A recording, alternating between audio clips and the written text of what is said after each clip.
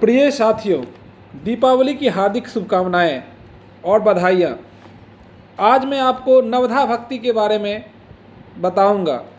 नवधा भक्ति के बारे में श्री गोस्वामी तुलसीदास जी ने लिखा है कि भगवान राम सबरी के आश्रम में पधारे। जब सबरी के आश्रम में पधारे तो सबरी को बड़ा आश्चर्य हुआ कि आज भगवान हमारे यहाँ आए हुए हैं। तो उन्होंने भगवान के चरण कमलों में सिर नवाया और सबरी ने स्वादिष्ट कंदमूल और फल लाकर भगवान राम को दिए। उसने भगवान राम को बैर खाने के लिए दिया और बैर को चखकर भी देखा कि बैर क्या मीठे हैं। फिर वे हाथ जोड़कर भगवान के सामने खड़ी हो गई और उसने कहा, हे भगवान, हमें भक्ति का मार्ग बताओ। किस मार्ग पर चलकर आदमी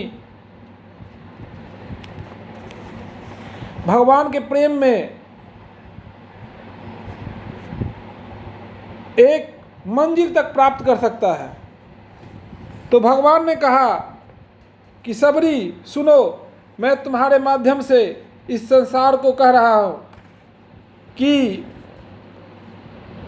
भगवान की भक्ति भगवान को सबसे प्रिय है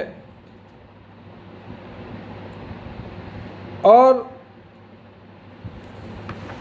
जो भक्ति मार्ग से भगवान को पूजता है, भगवान उस पर बहुत ही खुश होते हैं। पहला भक्ति है संतों का सत्संग। सबरी, आप संतों से सत्संग कीजिएगा तो भगवान की भक्ति प्राप्त होगी। दूसरी भक्ति है मेरे कथा प्रसंग में प्रेम। जैसा कि हम जानते हैं कि भगवान राम विष्णु के 7वें अवतार थे, तो भगवान ने इस धरती पर पाप को दूर करने के लिए कई बार अवतार लिया है। तो उनके लीलाओं के साथ जो हम प्रेम करते हैं और लीला का मंचन करते हैं, लीला के बारे में सुनते हैं, तो उससे भगवान हम पर प्रसन्न होते हैं। तीसरी भक्ति है अभिमान रहित होकर गुरु के चरण कमलों की सेवा। और चौथी भक्ति यह है कि कपट छोड़कर मेरे गुण समूहों का गान करें, मेरे राम मंत्र का जाप। जैसा कि हम जानते हैं कि राम शब्द का कितना महत्वपूर्ण अर्थ है और मुझ में दृढ़ विश्वास, यह पांचवी भक्ति है जो वेदों में प्रसिद्ध है। छठी भक्ति है इंद्रियों का निग्रह, शील, अच्छा स्वभाव या चरित्र, बहुत कार्यों से वैराग्य और निरंतर संत पुरुषों के धर्म आचरण में लगे रहना। सातवीं भक्ति है जगत भर को संभाव से मुझ में ओतप्रोत राममय देखना और संतों को मुझसे भी अधिक करके मानना। आठवीं भक्ति है जो कुछ मिल जाए उसी में संतोष करना और स्वप्न में भी पराये दोषों को न देखना। नौवीं भक्ति है सरलता और सबके साथ कपट रहित बर्ताव करना, हृदय में मेरा भरोसा रखना और किसी भी अवस्था में हर्ष और दैन्य विषाद का न होना।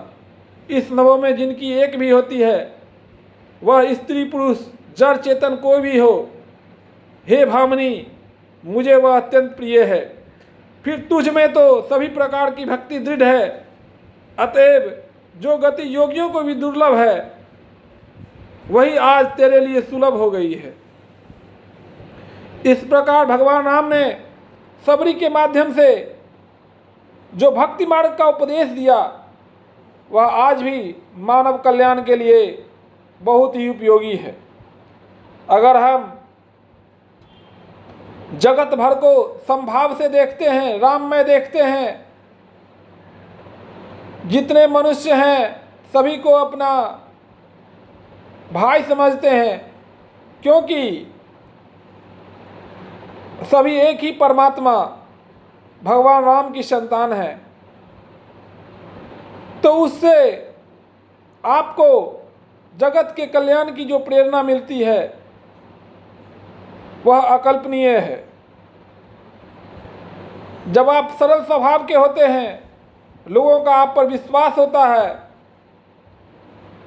और जब हृदय में आपको प्रभु का भरोसा रहता है तो आपको कोई चिंता नहीं रहती है, चाहे उसका परिणाम जो हो, क्योंकि आपको पता रहता है कि प्रभु मेरे साथ है, प्रभु की कृपा मेरे साथ है। और आप गुरु के रूप में किसी किताब को भी अपना गुरु बना सकते हैं। श्रीमद् भगवत गीता, रामचरितमानस, वाल्मीकि रामायण, वेद, शिव पुराण, उपनिषद और भी कई सारे महापुरुष हैं जो अपने देश में समय समय पर जिन्होंने लोगों को राह दिखाया है, आप उनको अपना गुरु मान सकते हैं और उनके प्रति समर्पित रह सकते हैं। राम मंत्र का जाप सबसे आसान है, और जब राम मंत्र का जाप करते हैं तो आपका रोम रोम खिल जाता है। और इस शब्द का बड़ा ही महत्वपूर्ण स्थान है। इस शब्द में सूर्य चंद्र सभी आते हैं, और ये शब्द बड़ा ही पापनाशक शब्द माना गया है। मन इससे शुद्ध होता है। विष्णु सहस्त्रनाम में भी राम नाम की बड़ी महिमा की व्याख्या की गई है, और यह बड़ा सरल है। जय सिया राम कहना, सीताराम जी की जय कहना, भगवान राम की जय कहना, सियावर रामचंद्र की जय कहना। धन्यवाद।